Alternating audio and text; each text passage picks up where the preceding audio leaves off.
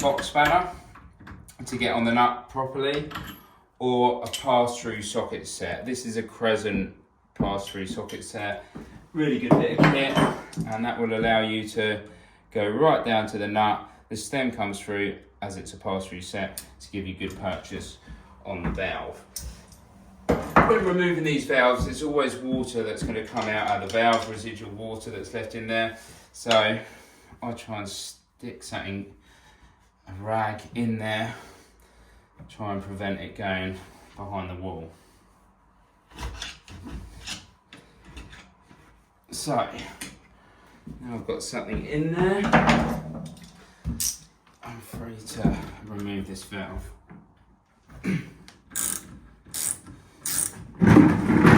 Bucket to hand as well.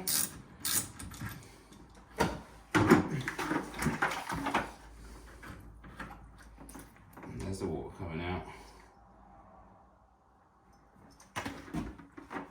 Hopefully that will stop, which it has, showing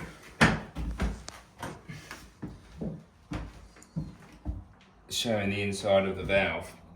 Here's the cartridge, the valve that we're going to change, and if you look in there, I've lost the bottom gasket on here and it's stuck onto the tap seat inside. Always check this, as we will need to fish out the bottom piece of the valve. There's still a bit more in there, and there's the rest of it. Do not want to be putting a new valve on top of the old gasket.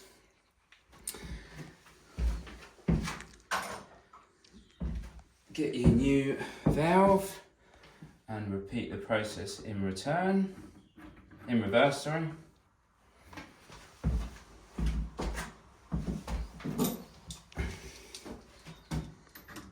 And tighten up. Okay, that is the bottom one done. The next one we're going to attempt is the thermostatic valve. This valve is held in by this retaining nut here.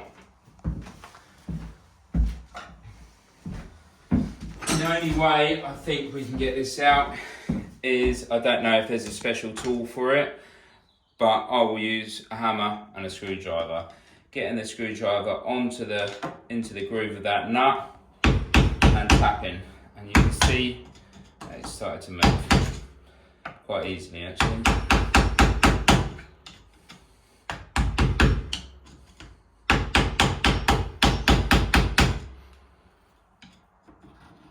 And then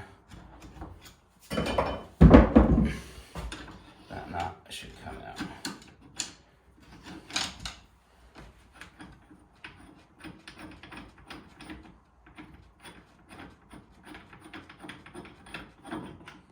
Okay.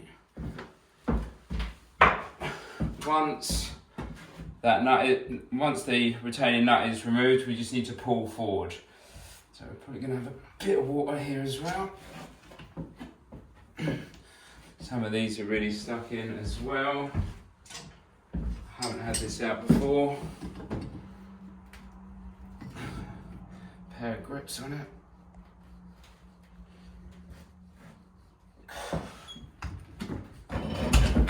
There she goes. Have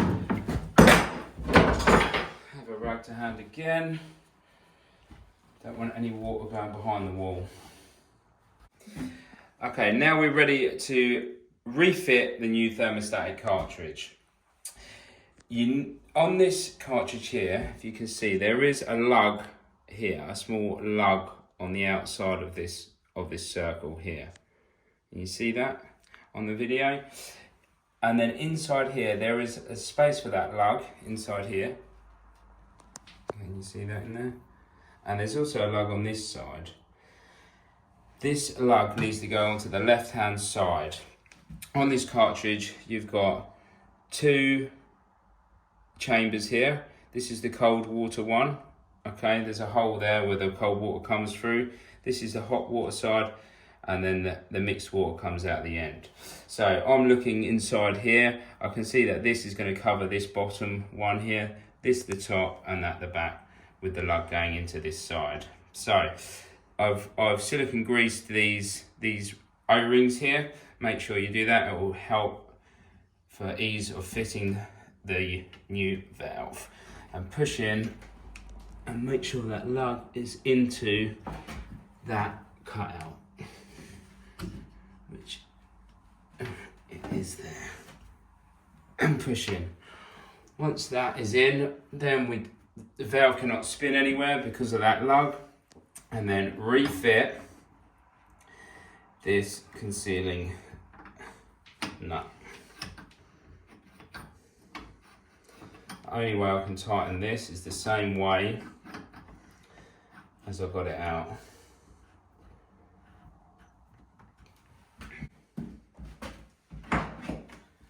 With a hammer and screwdriver.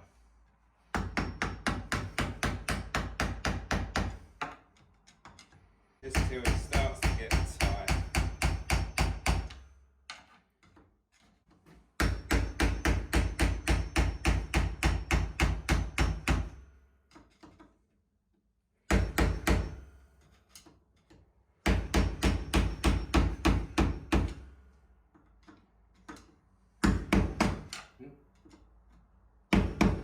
And that is tight. That is the second valve successfully changed. The last one we need to change is the diverter valve. So we need to remove this retaining nut here. This nut seems to be just outside of the tiles, so we're fine to use a spanner on this. If it was recessed, I would opt for the pass-through socket set again. Remove the retaining nut.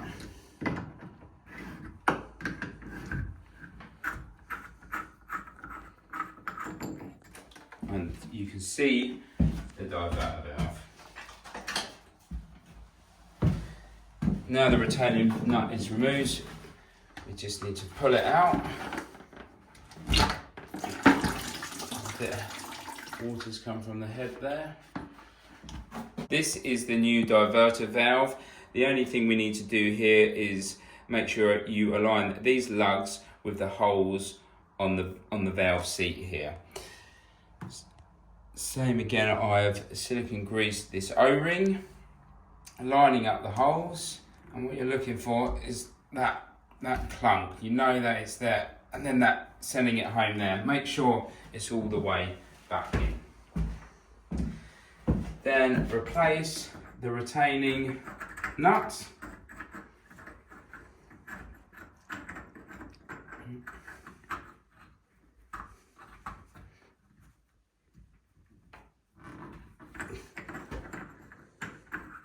There we go. And tighten up.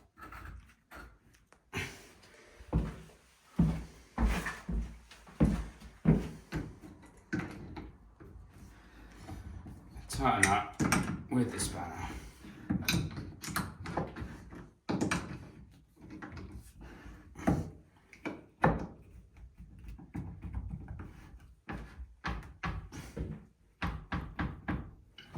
Okay, and that is the 3 valves fitted. Once we're happy nothing is leaking, we can refit the chrome shrouds. This one goes on the top.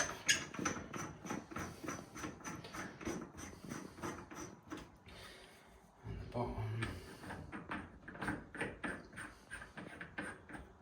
And this one just pushes on this way. Right, so then make sure to silicone all the way around and push on the plate.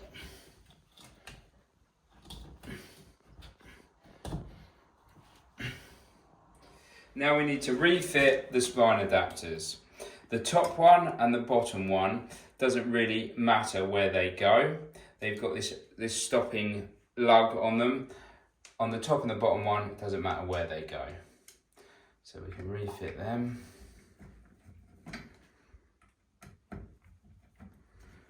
One.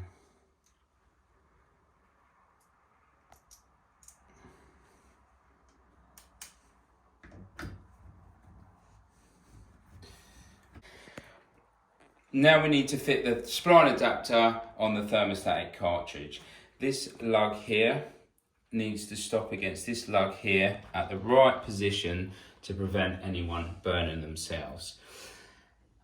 A comfortable showering temperature is 38 degrees. So what I have done using a digital thermometer is run the shower, put the probe in the water and got the water to 38 degrees.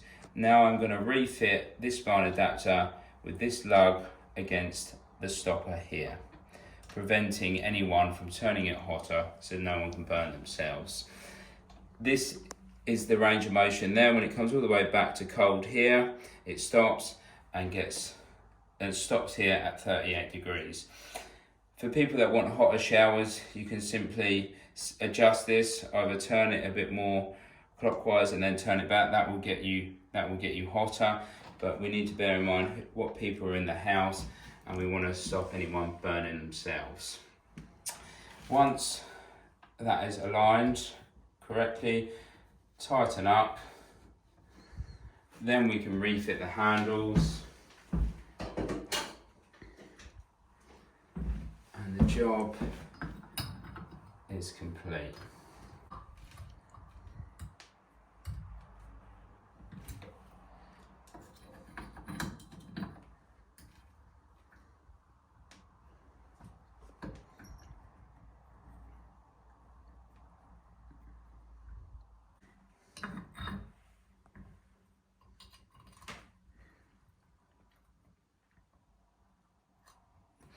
And that is the job complete. Thanks for watching.